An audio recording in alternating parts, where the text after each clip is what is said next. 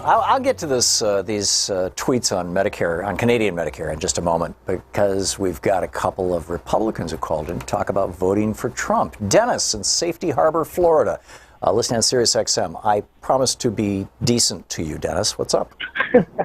Well, first off, I want to thank you for taking my call. I am a Republican.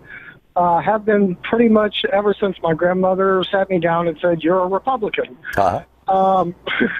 But you know, so many times I try to get a liberal point of view, and so many of the media outlets, friends, family, whatnot, they just all seem to fall short. And I wanted to compliment you and say that you're the first person that I've heard, and this is the first time I've heard your program, but you come across as educated, well-informed, and truly just trying to present facts as you see them. Well, thank you. And so I want to. I want to thank you. Yeah, you're welcome. So tell us about voting for Trump and your thoughts on it.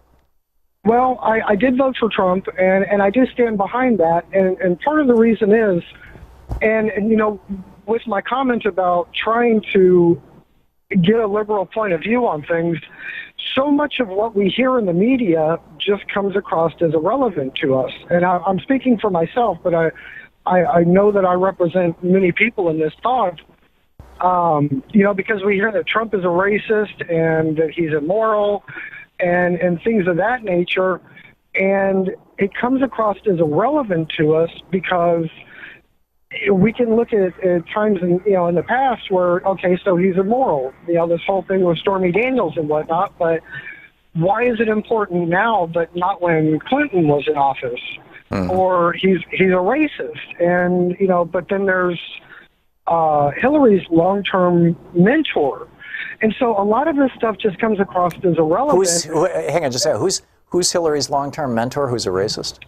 I don't remember his name, and forgive me because I'm terrible with names. But sure. From what I understand, he was a member of the KKK. There was a interview that I had seen of him. Where he was talking along those lines. And yeah. I can remember his name. No I idea. apologize. Yeah, that's okay, Dennis. I have no idea who you're talking about, but I'm guessing that that's a story that was kind of confined to the Fox Newsosphere. It wouldn't have been Robert Byrd. He died quite a while ago, and he repented, basically. But anyhow, back to you, Dennis. Well, thank you. My point, though, is so we see these things, and it comes across as irrelevant. But then we also see things like Maxine Waters, you know, basically saying to harass people. There was an interview of a lady on TV yesterday saying, you know, they say that we're socialists, let's give them socialism. And, you know, and we hear, you know, open the borders. And so much. Well, hang on just a second, Dennis. Can you name one Democratic politician in the last 30 years who has called for open borders? There's not. Here's a clue. There's not one. There are a number of Republicans who have taken that position because it is the official libertarian position. There should be no borders. There should be open access of both money and people, both business and persons, to all countries. That's the libertarian position, and there's a large libertarian cohort in the Republican Party, including Rand Paul. But you will not find a Democrat who's ever said that.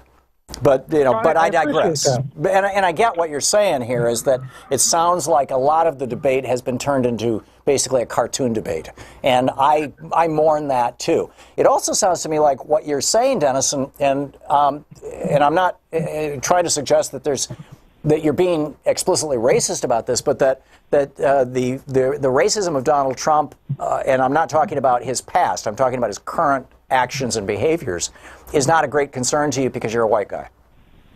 Absolutely not. It is. I'm saying that this is the way it comes across in the media, and when you couple that with the last few points that I made, it comes across as just scary. And I would very much like your position on these things because, like I said, you are very much coming across as educated and truly trying to inform. And I'll be honest with you, I look forward to listening to your program again. Well, thank you, Dennis. You know, having conservatives on my program is one of my favorite things to do, actually, and Republicans. With regard to the border, I'm right there with the entire Democratic Party, which is that our country needs a strong immigration policy or comprehensive immigration policy, and we need strong borders that are enforced.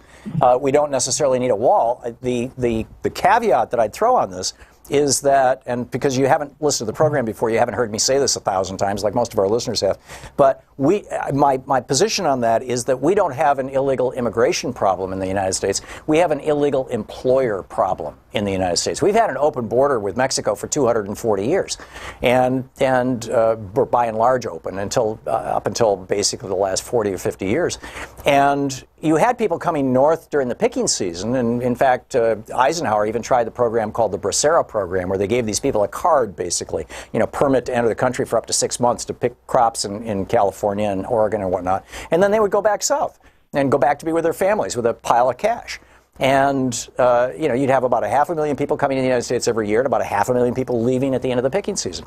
That went on for 70 years. And then what happened? But beyond agriculture, there was no invasion of American industry, to use language that, you know, is kind of a variation on Trump's language. There was no invasion of American industry by people who were not legal citizens outside of agriculture, and there were specific exemptions in the law for agricultural workers. In fact, that would be like the Bracero program. But there was also a very strong law, and this was put into place in the 1880s, about the ability, and reinforced in the 1930s, about the ability of the government to prosecute employers who hire people who are not legal citizens, or don't have legal, you know, don't have a green card, don't have a legal right to work in the United States. And up until 1986, the United States government routinely threw employers in jail who hired people who were not here legally. And that's why the construction industry was entirely unionized. You know, building houses all over the country, entirely unionized. It was one of the best jobs you could get. One of my brothers was a union roofer and a union electrician. The meatpacking industry was entirely unionized, and they had, you know, they did so well and they made so much money, these workers, that the union meatpacking workers in Wisconsin got together and built their own NFL team. It's called the Packers. It's the only NFL team in the country that's not owned by a billionaire. It's owned by the community, and it originally was owned by union members. But what happened was in 1986, when Ronald Reagan gave amnesty to 5 million people, that wasn't the big thing that he did with his so-called immigration reform. The big thing he did was he officially stopped prosecuting employers. And so for the last 30 years, you've got meatpacking plants in Minnesota and construction sites in Las Vegas and other industries all over the United States who literally are placing Spanish language ads in tabloid newspapers that are being passed out for free on the Mexican side of our southern border. They're help wanted ads. If you can get to this city in Wisconsin, you've got a job. And those union jobs that used to pay the equivalent of maybe $30 an hour in today's money are now paying $12 an hour, or $8 an hour, or $7 an hour, $7.25 an hour. So we need to start putting employers in jail again. And Trump is not doing this. You know, when he did that big, well-publicized bust of 7-Eleven, who went to jail? The workers. The guys who owned the franchises? Nope. 7-Eleven? Nope. No fines, no penalties. Maybe there was some fines, but you know, basically nobody went to prison. When we start putting rich white guys in jail again, you're going to see these formerly unionized industries come back. So I don't remember the other topics that you were raised, Dennis, but that's my take on immigration. Well, I want to thank you, because this definitely gives me something to study up on. Once again, thank you. You're welcome. Dennis, thanks for the call. It's great talking with you, and I look forward to future conversations. Bob, listening on Sirius XM in Montana. Hey, Bob, you voted for Trump? Hi, how are you? Good. What's on your mind? For taking my call. I'm a big Trump supporter. I just, more on the economic front. Us in Montana here, the unemployment rate is under 3%. So you're liking the ninth year of the Obama expansion? Oh yeah, well yeah. I mean, I just think that, you know, Obama did good at the end, but when Trump got in, everything accelerated on the business front twofold. We have the greatest economics that this country's ever seen, and I'm a numbers guy. I'm not a feeling. Okay, so question for you, Bob. If the economy crashes in the next 12 to 16 months or 18 months, are you still going to support Trump? It's not. It's not going to crash. Right, but let's just a hypothetical.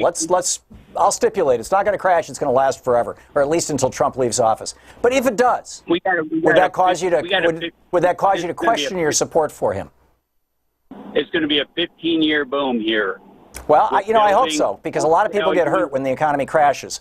But if it were to crash, would that cause you to question your support for Trump? If you're kind of a single-issue voter here on the economy? Well, obviously, yeah. Then I would have to look back at what caused the crash. Was it the tax? Was it the tax?